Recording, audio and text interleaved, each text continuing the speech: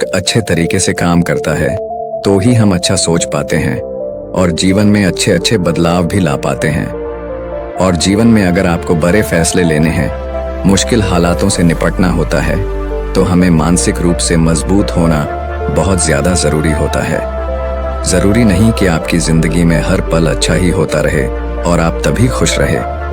कभी कभी आपकी जिंदगी में ऐसे वक्त भी आएंगे जहां पर आपको भारी मुसीबतों का सामना भी करना पड़ सकता है। ऐसे में कई बार होता है कि इंसान मुसीबतों का सामना करते करते, अपने मुश्किल हालातों से लड़ते लड़ते अपने जीवन से हारने लगता है।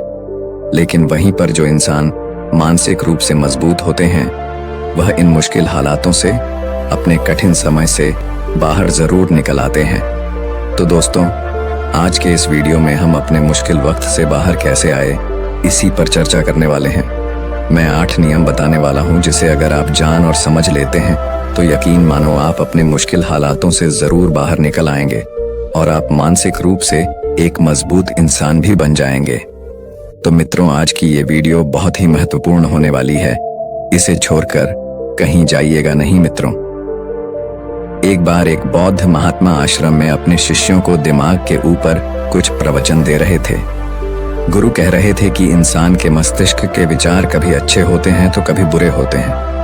अच्छे विचार जब उसके दिमाग में जन्म लेते हैं तो वह अच्छी और कल्याणकारी बातें सोचता है, लेकिन वहीं पर अगर बुरे और गलत भावनाएं जन्म लेती हैं तो उससे उसका पतन होता है। तभी उन्हीं में से एक राजवंत नाम का शिष्य खड़ा होता है और गुरु से पूछता है कि गुरुवर, क्या कुछ ऐसा तरीका आप बता सकते हैं जिससे कि हम अपने मस्तिष्क को मजबूत और ताकतवर बना सकते हैं, खुद को मानसिक रूप से मजबूत बना सके। गुरु कहते हैं कि अवश्य मैं बताऊंगा, लेकिन उससे पहले मैं कुछ बातें मन पर बता रहा हूं जिसे तुम लोग ध्यानपूर्वक सुनना। तभी जाकर के हम बताएंगे कि मानसिक रूप से मजबूत कैसे बने।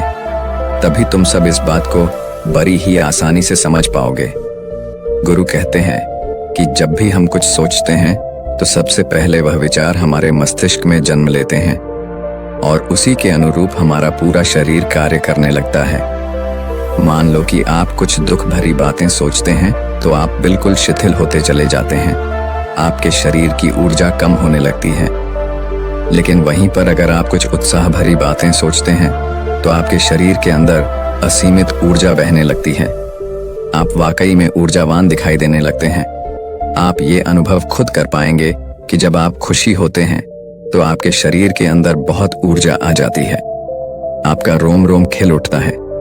ऐसा इसलिए हुआ क्योंकि आपने अपने दिमाग में कुछ जोश भरी बातें सोची। शरीर तो वही है आपका, लेकिन जब आप दुखी होते हैं तो आपका शरीर बिल्कुल ऊर्जा विहीन हो जाता है। लेकिन जब आपके विचार जोश भरे वाले होते हैं तो आपका शरीर खिल उठता है। यानी हमारा शरीर किस तरीके से काम करेगा, ये सब हमारे मस्तिष्क में उत्पन्न हो रहे विचारों पर निर्भर करता है। अब तुम सबको मेरी बातें बहुत ही अच्छे तरीके से समझ में आएगी। अब हम बताने जा रहे हैं कि मानसिक रूप से हम मजबूत कैसे बने। गुरु कहते हैं कि मैं सबको 8 तरीका बताऊंगा। अगर आप उन 8 तरीकों को अपने दिमाग में लाते हैं, वैसा ही सोचते हैं, तो यकीन मानिए आपका शरीर भी वैसा ही काम करने लगेगा। जैसा कि मैं पहले बता चुका हूं कि जब आप दुखी होते हैं तो आपका शरीर ऊर्जा विहीन होने लगता है, लेकिन जब आप खुश होते हैं, आपके दिमाग में अच्छा विचार आया और आप खुश हो गए तो आपके शरीर में अच्छी ऊर्जा बहने लगती है। इसका मतलब यह है कि अगर हम वह 8 तरीका जान लें और वही हम अपने दिमाग में सोचें तो हमारा शरीर भी ऊर्जा और जोश से भर जाएगा, अर्थात हम मानसिक रूप से मजबूत बन जाएंगे। और वास्तव में जब आप मानसिक रूप से मजबूत बन जाएंगे तो आप मुश्किल हालातों का सामना बड़े ही आसानी से कर लेंगे। गुरु कहते हैं कि शिष्य, मानसिक रूप से मजबूत बनने का पहला नियम है, जो हो चुका है उसकी परवाह करना छोड़ दो। गुरु कहते हैं कि शिष्यों, मुझे यह बताओ कि सूर्य किस दिशा में उगता है। तो सभी शिष्यों ने एक साथ जवाब दिया कि गुरुजी, सूर्य पूर्व दिशा से निकलता है। फिर गुरुजी ने कहा कि अगर मैं यह कहूं कि सूर्य पश्चिम दिशा से निकले तो क्या वह निकलेगा? सभी शिष्य कहते हैं कि बिल्कुल नहीं गुरुवर, सूर्य तो पूर्व दिशा से ही निकलेगा, हम उसके स्थान को, उसकी जगह को बदल नहीं सकते हैं। फिर गुरु कहते हैं कि मान लो बारिश का मौसम है और अगर मैं ये बोलूं कि बारिश बंद हो जाए तो क्या हमारे बोलने से बारिश बंद हो जाएगी? शिष्य कहते हैं कि नहीं गुरुवर, वह तो मौसम में बदलाव की वजह से होगा। जब मौसम में बदलाव होगा तो बारिश बंद हो जाएगी। फिर गुरुजी कहते हैं कि अगर मैं तुम लोगों से यह कहूं कि ठंडी के मौसम में गर्मी पड़ने लगे तो ऐसा होने वाला तो नहीं है। शिष्य कहते हैं गुरुवर, आप ठीक कह रहे हैं, यह कभी नहीं हो सकता कि ठंडी के मौसम में गर्मी पड़े और गर्मी के मौसम में ठंडी पड़ने लगे। यह मौसम तो प्रकृति पर निर्भर करता है, जो कि हमारे बस में नहीं है। फिर गुरु कहते हैं कि ठीक उसी प्रकार अगर जो चीज हमारे बस में नहीं होती है या जो बातें घटनाएं बीत चुकी हैं, अगर हम उन घटनाओं को लेकर के बार बार परेशान होते रहेंगे या उसकी बहुत ज्यादा परवाह करेंगे तो क्या हम भूतकाल की घटनाओं को बदल सकते हैं? शिष्य कहते हैं कि नहीं गुरुवर। फिर गुरु कहते हैं कि अगर तुम उन बीती घटनाओं को लेकर के बार बार चिंता में रहोगे और उस चीज की परवाह करोगे तो तुम परेशान होते चले जाओगे। इसलिए तुम्हारी जिंदगी में जो घटित हो चुका है, कोशिश करो उसे भुलाने की, और उसका एकमात्र तरीका है कि आप अपने आने वाले समय पर, आने वाले भविष्य पर, आने वाली चीजों पर अपना ध्यान केंद्रित करिए। गुरु आगे कहते हैं कि मानसिक रूप से मजबूत बनने का दूसरा नियम है ध्यान करने की आदत डालो। गुरु कहते हैं कि गौतम बुद्ध जब सत्य की खोज में निकल पड़े थे तो उन्होंने बहुत सारे उपाय किए, बहुत सारे कर्मकांड किए, लेकिन उन कर्मकांडों की वजह से उन्हें बहुत ज्यादा कुछ हासिल नहीं हुआ और उनका शरीर दुबला पतला होता चला गया। लेकिन वह सत्य की खोज करने में असमर्थ रहे। उनके गुरुओं ने उन्हें बहुत सारे कर्मकांड उपाय बताए, लेकिन उन कर्मकांड का कोई मतलब नहीं हुआ। अंत में जब भगवान गौतम बुद्ध स्वयं ध्यान की अवस्था में बैठे तो धीरे धीरे ध्यान की गहराइयों में जाकर के उन्हें वह सारी चीजें लगने लगी जिस चीज की वह खोज में निकल पड़े थे। ध्यान के जरिए वह अपने सभी विचारों पर विजय पा लिए। उन्होंने पापी मार्ग को पराजित किया, काम वासना पर विजय पाई, अपनी हर एक भावना पर वह विजय पा लिए।